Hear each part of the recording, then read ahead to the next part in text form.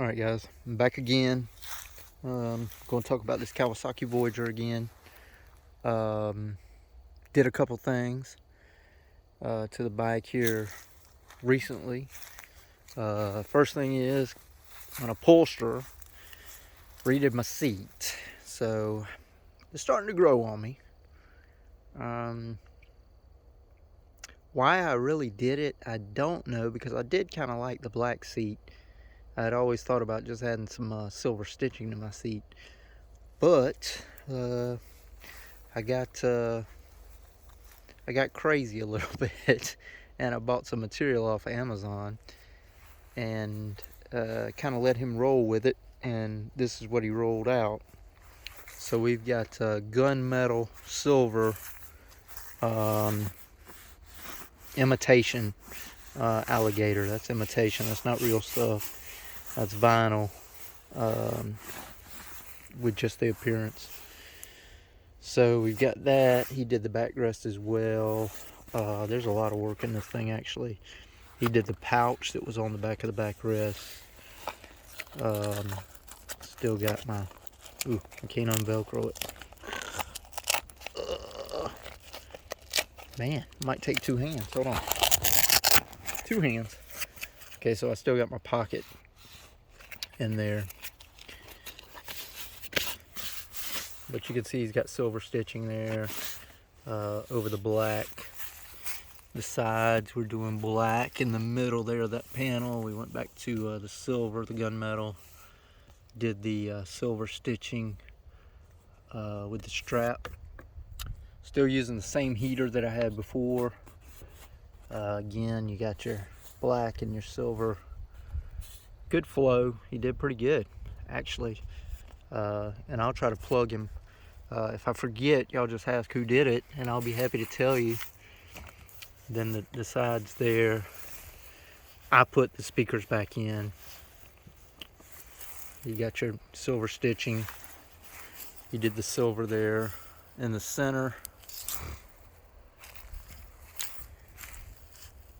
And of course, I mean, he could do a lot of things. This is just what I had done. But it's growing on me. The silver, the gunmetal, it's still got the black in the middle and stuff. I got a boo-boo on my hand. A boo-boo. Still got the black in the crevices and stuff, so it's not plain silver. So it's not that bad. But he put gel on the top of this one. We got gel in there. We got gel in the rear.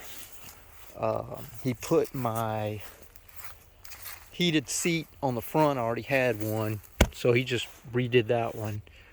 The rear, I bought one off of Amazon for like 30 bucks. Don't know how long it's gonna last, but it's got a high and low feature.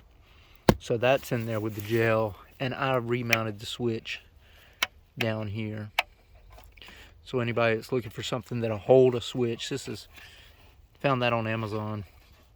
It came with a switch. I just popped the old switch out and put the seat switch for a double throw. So I have high and low and off. So a 3-position really. So that's one of the newer things there, is that seat. Let's move on to the thing that I just did today. We went ahead, we changed out the passenger pegs. So those aren't factory anymore. These are Kuryakyn. I've had them before. Actually I had a set, I sold them. I had a set on a Yamaha Venture. But what these do is, of course they fold down, so you can fold them up or fold them down. So that's what they look like when they're folded down. And this is actually kind of a highway peg for your rider, so they could stretch out their feet if they wanted to, and then when not in use you just flip it back, so just like so. But it gives a lot more room if somebody wanted to just kick back. Now the only problem that you're going to have if you were to do this is coming up to stops. When you come to a stop, passengers really got to know, hey, I've got to get out of the way, because when you put your foot down, this is kind of going to be in your way. It's not a perfect situation, but I can make it work because there's so much room here most of the time. Now, if you're a duck walker with a motorcycle, you're probably going to hit your leg. I don't really duck walk too often. Do the whole, kind of balancing thing, so it doesn't really bother me. So that's the other thing we did. We'll put them both down right quick. This would be what it would look like if you had it in the in-use position. You'd be like that. It's a lot more comfort for the passenger. And also with these, you can angle them, the boards, just about any way you wanted to. If you wanted a little incline on them, you could put a little incline on them because they lock into place. So you've got about 360 degrees of movement to put them wherever you want to put them. So we'll put those back up real quick. And I don't know how available these are anymore because I think they've been discontinued. They're doing something different now. And of course, this isn't a straight bolt-up type of situation. As you can see, I've got 2 spacers. And I really need to change this spacer because it's not exactly the same size as the other one. But I've got 2 spacers and the male peg adapter. Hope that didn't mess me up. Had a call. So that's the way that works. But it's pretty much still using the same pin, still using the same C-clip. Just need some spacers in there to take up some space. Alright, enough of that. Let's talk about the bike overall. We'll do a little run around here real quick. We'll just do a little walk around. Of course, we still got the Harley Davidson Enforcer. That's a 19-inch wheel. We still got the Harley Davidson bars. They came from eBay. You're not going to see those too much. We're still using the Kuryakyn bar. Still working out pretty well. That's a run, turn, and brake light. I got all 3 in those lights. So we're doing all 3. Cobra 4s on the bottom, tinted out. That's actually tint on my brake light and things. Only problem with that is reflection. When the bike's off, you're not going to get a lot of reflection from headlights hitting it because it's tinted. Running the 6.5 JBLs on the back. And if you want to do this, the key is you got to get something to cover up some of your gap. And what I did was I just used some chrome trim, because actually under here you're going to see a small gap, probably something like that maybe. So that kind of covers that. But they fit more or less. You can see right here it hangs over a little bit. But a 5 1/4 would definitely fit with no trouble. 6.5 is a little bit tough. Nothing really going on with the trunk. I think I'm just going to run over everything I can think that I've done to this bike on this video. We're doing the organizer. That's a Kuryakyn organizer right there. That's actually the center pocket off of my windshield pad, since I don't use that anymore, the windshield pocket system. So I've got a pair of sunglasses in there, and Gorilla Tape is actually what's holding that on. It's Gorilla Tape. Some really good tape is Gorilla Tape. Once you learn how to use it, and I know that sounds weird, but for me, it was a pain trying to get the tape and the plastic separated until I just started leaving a tail of plastic. And when you leave that tail of plastic, it's a breeze to use now. Of course, Kuryakyn's on this side for the pegs. This is a Harley Davidson part. That's an air kit, actually made for Sportster, I believe. Not going to be plug and play by any stretch of the imagination. The back plate that comes with this, you can just discard it, because you're probably not going to need it unless you want a machine shop to work on that particular piece. What I did, I went to a machine shop. This is a back plate, customized back plate. And as you can see, the shape of it, it's kind of a little triangle, rounded triangle. The reason I did that is there's a gray box right about where my finger is, there's a gray box right up here. By doing it this way, you cover all of that, so you're not going to see it, and it gives it a much more cleaner look. Of course, shape-wise, you could do all sorts of stuff, but my goal was to cover up those electrical modules so they didn't stick out like a sore thumb. Kuryakyn flame boards. Again, I think these have been discontinued.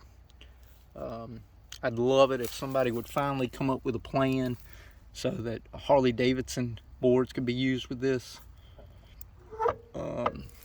I think it could be done in a similar way that I did the rear pegs, just by using some spacers in here, some spacers, and we'll use the male adapter piece, and I think we could put the boards on there, but I hadn't come to that point where I have to have that done yet, which I'm maybe there pretty soon.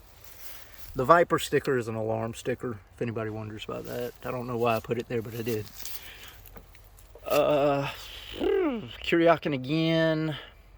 Highway pegs. Switchblade. So, you can run like that, or if you want the heel part, you just flip it down, you got the heel, where you can rest your heel. Anybody thinking about pegs, Kuryakyn is the best of the best. There's nobody better than Kuryakyn when it comes to pegs. The cheap Chinese pegs, they'll work. They're a cheaper metal. They're very light when you compare them to Kuryakyn, but they copy them well as far as styles. This particular style you won't find from China. They didn't copy this style, but the dualies, they've been copied quite well, except for they're using a cheaper metal. Now, clamps are a different story. Kuryakyn has got the market just covered on the best clamp. Kuryakyn makes the best highway peg clamps available because they actually have a locking tooth mechanism. So they have locking teeth in here that basically really clamp that down. A lot of people, when they buy the Chinese, have bought Chinese clamps as well. What I had to do to make them actually not move around, you can see I'm shaking the whole bike, but he's not moving. With the Chinese, a lot of times you have to wrap electrical tape around it maybe, or get a piece of rubber and stick it in there so it'll make a good contact, good grip. But Kuryakyn, listen, they're the best of the best, but you're going to pay a little bit more. When you're buying Kuryakyn, you pay.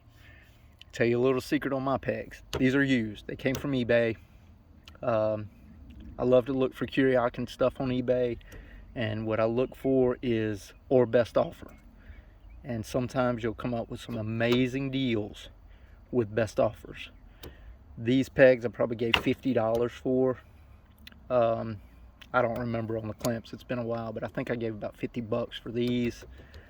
And these passenger boards, 75 bucks shipped. I think I already had these, so I didn't have to buy those, but these have a retail of about 200 bucks, I believe, for the pair. It's 2 to 240, it's somewhere in that range, so they're pretty expensive boards. And then these are another 100 or so if you buy them new. They might be more than that, actually. They might be around 200. But eBay is your friend when it comes to Kuryakyn, because the parts really hold up just superbly. All right, enough on that. Grips. These are Oxfords. They are heated. Heated grips. I never had them before. Decided I'd give them a shot. I've really enjoyed them. I've had them on here for probably a year and a half, 2 years. As you can tell, there's a little bit of wear going on. Just wear down. Probably from gloves is what I'm thinking that's from whenever I use gloves and heat them up. Mirrors. These are some awesome mirrors. These are Kuryakyn also. I love Kuryakyn. They make a great product no matter what you're buying. These are industry, heavy industry, that's what it is. If you're interested in these mirrors, they come in black, they come in chrome. You can change out this centerpiece, this black piece molding edge I've got here. They come in chrome for that, and they come in black. So if you wanted to get a black set with chrome molding, you could do that. You could buy extras of these and do something else with them. You could paint this to a custom color, put it in, whatever you want. But they're kind of a lower profile, so they don't sit as high. They don't sit as high as some of the others, which I kind of like. And they're a good mirror. They're Kuryakyn. You can't beat Kuryakyn. Where are we at? All right, bars. Factory bars. These are some lights. These are cheap lights. They came from Amazon. And what they are supposed to do is be a run turn. They're supposed to switch between the two. I haven't had much luck with them.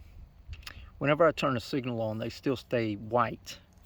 It doesn't bother me because I can still tell that they're flashing amber, but that's not exactly what they're supposed to do. They're supposed to actually turn off the white, and then they're supposed to flash orange, but hadn't had much luck with that. But I'm content with what they are doing. Air horns. Those are from Amazon. I think about $14, $15 a piece. They might be up, you know, with the new economy and the way that things are going. They might be more than that, but I've got one on each side of the radiator. They're a lot louder than what you're going to get stock with that little horn. Back to the wheel. These are some bolts. Anybody that's got these wheels, you can find this dress-up kit on Amazon. I think that I gave $20 for all the bolts. It might have came with 10 bolts, 10 or 12, something like that. But it might be XD Moto that made these. I'm not sure, but really dresses up the wheel from the stock that was on there that came from Harley, because that's a floating caliper they use on these Harley wheels.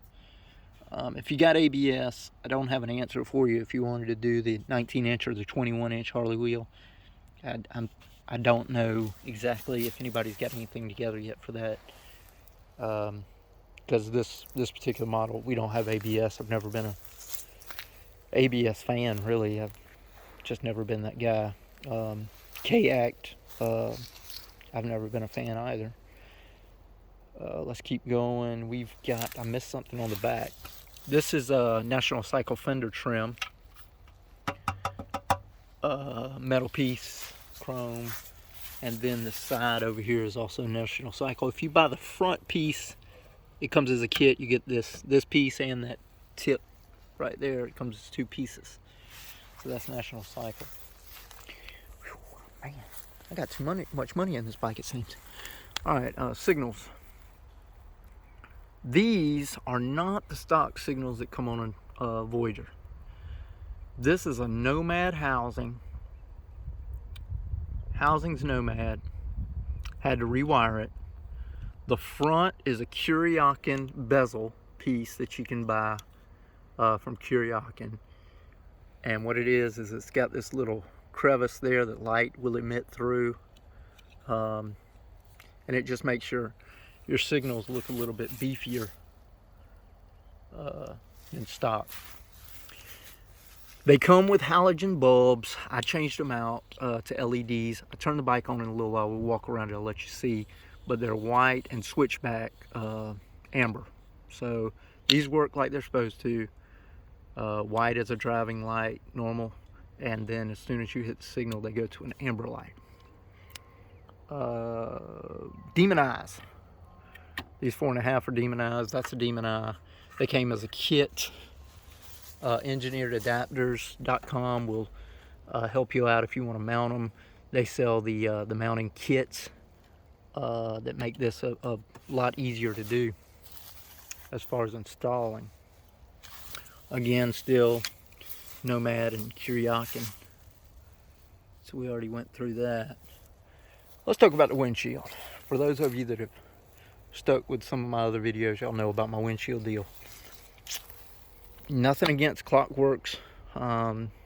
You you know, $200, you want to spend $199 for a windshield, knock yourself out. I'm not that guy. So this is a wave windshield, which it's a lot like Clockworks. It goes, and then there's a lip right there and a wave. So it does about the same things as the Clockworks as far as knocking air off of you. But this is made for a Harley Davidson, and of course these bolts, yours won't look like that. It's made for a Harley Davidson Street Glide, Road Glide. As you can see, it's got a little bit more on the sides, both sides. What you're gonna have to do is a little customization with it. It's gonna come with a center bolt, a center hole in the windshield. We're gonna keep it. That center will be fine. Your other bolt hole is actually way basically over here somewhere. So that's gonna be useless to you. What we're gonna have to do is we're gonna have to get this first one, put your trim back on, and then go through with a marker and say, hey, I'm gonna need a hole here, I'm gonna need a hole here, I'm gonna need a hole here, and a hole here. Bring it back over, let's put it up. What you're gonna notice now is your plastic is gonna be sticking about that far down. So now it's time to find your saw of some sort, your Dremel, whatever you wanna use that will cut the plastic. And we're gonna pull it back off. We're actually gonna make a line first on the plastic windshield, pull it back off, and we're just we're shaving it off. Boom, you got a workable windshield now. As far as the trim, that's just door trim. Anybody wants that, that's door trim, U-shape door trim. Oh, the bolts, these are stainless steel. That's actually not factory bolts. I changed them out. I just like the cap style bolts. Pretty much anywhere I can put a cap style bolt, I typically will do it. While we're talking about changing bolts, your reservoirs, they come with those GIS, Japanese industrial whatever screwdriver. They are not American, they are Japanese screwdrivers, and you will round the top of the bolts off. What I did, I just went ahead, I think these are M3s or M4s, M3s I'm thinking. Got an Allen stainless steel bolt, dropped them there. We've got them over here to match up, and we've got them on the front brake side as well. Makes it a lot easier to get into there. JBL GTO 6.5s, engineered adapters, mounts, which makes it look a lot more factory. You might be able to put 6.5s up under everything if you wanted to, but with these adapters it kind of makes it look a lot better. But the JBLs, I really like those JBL speakers too. They are not marine grade, but I haven't had any trouble with them. Aftermarket radio, that's going to be a Kenwood Excelon series, again, not marine. It's got Alexa on it, and I guess y'all can read that. That's a KMM X704. So no CD on this one. Don't really use CDs, but it's got the Alexa feature. Anytime you want to talk to Alexa, you push that button, just like your Alexa at home. You say what you want to say. Alexa, do anything on this bike that she would do at home. It's all connected to your phone. GPS, this is a Drive Smart 55 in here. This holder is pretty much just a flea market type item. You can find them on eBay, about 10 bucks. Haven't had any trouble with rain or moisture or anything. It's pretty much sealed in there, no trouble. And like I said, that's where the pocket that was in the trunk, this is where it came from. And those bolts down there, those are the bolts coming through the windshield right there. And that's pretty much what's holding it together.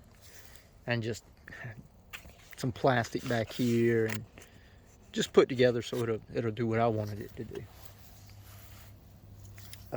Got a pocket here. A lot of people look for pockets for these things, and there are some available, but they're going to run you, I don't know, over $100 easy. probably 150 once you start adding a pocket and all this type of stuff to your tank bib. This is made for a Fat Boy, a Harley Davidson Fat Boy. Not sure of the years, but as long as it semi looks like this, you can make it work. What I did is I just put 2 holes right here into my plastic centerpiece, this chrome plastic. So this will mount into that now. This is just for decoration. It's not doing anything. These are my 2 mounting holes, my mounting points. And down here under the seat is another mounting point that is factory. So just drop it in there and you're good to go. It's not going anywhere. And it looks like it was almost made for the bike, actually. Back to the heated grips. This is actually what your controller may look like. I think they might have changed them, but I like this version a lot better because it just looks like it works with the bike. Got the 8-inch sub in the side, just fiberglass,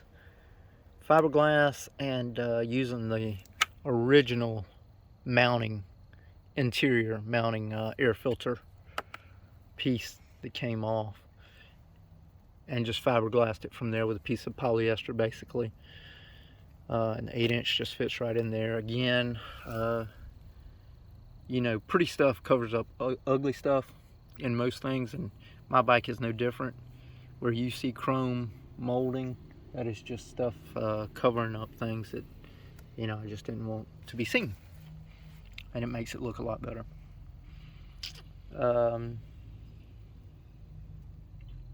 Let me hit this pause button for 1 second. We're going a long time today, people. We're almost at 30 minutes. All right, so we're gonna we'll pick up here. This is a digital guard dog ignition system. I no longer use a key to start my bike. I use the digital guard dog. This is a Viper remote for alarm. It's the motorcycle version. So we'll run through that real quick, and then we'll go back to the digital guard dog. Okay, so the way I got this thing wired up is we're just using basically those wide halos to do everything. And on the rear, we're using some of these lights that we probably didn't even talk about. These are for these are from Amazon, those right there, and they're about $15 a piece for this little strip, and it's set up just as a running light and a brake light for me. So that's what I have them set for. So we'll stop playing with that. The other good feature about this thing is it's got an auxiliary output. You push these 2 buttons together, and whatever you've got wired into your alarm would power up. So for me, if I hit these 2 buttons, my radio comes on by itself without any key function at all. It's just these 2 buttons.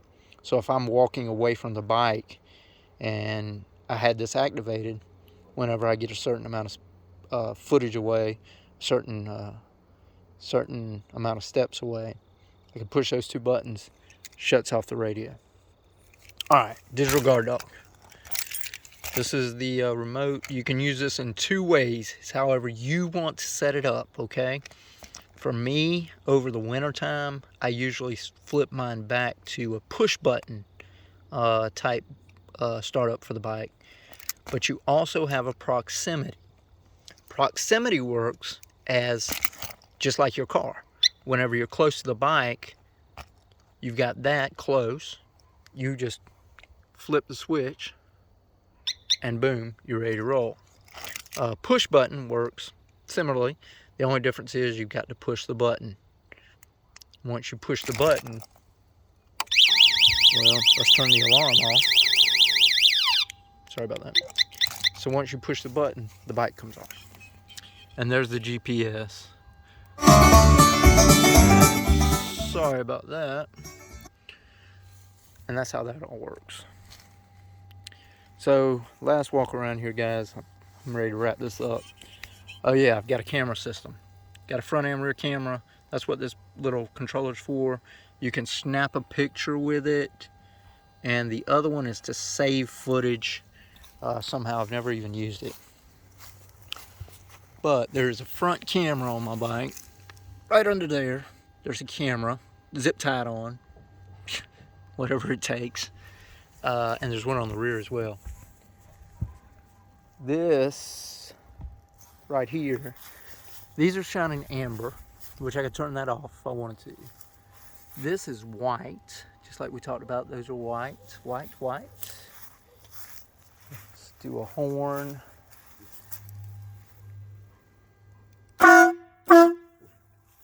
So there's a horn. And here's the rear of the bike. Right there. Alright, I think we covered it all. One dog's out. So we're going to call it a day, everybody. You got any questions, let me know. I'll answer anything you want. Need to know, want to know. I'll do what I can for you. Y'all have a great day. See you next time. Oh, www.MEtricoil.com.